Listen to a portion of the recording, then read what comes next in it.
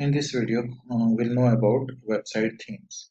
So this is our website, right? It's totally simple and we have not done anything. So this website is depend on the theme as well, right? So for changing the theme or for selecting the theme, you have to go at the backend part, and here in the option in appearance, under appearance, you have to go on the theme option. Just select on this. So once you select, so here you will be able to see the different type of themes.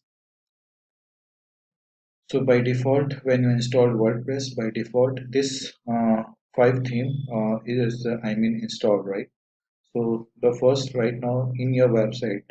So this design you are able to see right now. So that means this theme is activated, right?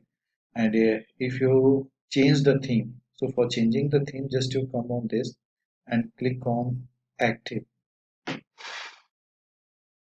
So when you activated that theme will become active, and go to the front side and simply refresh your website.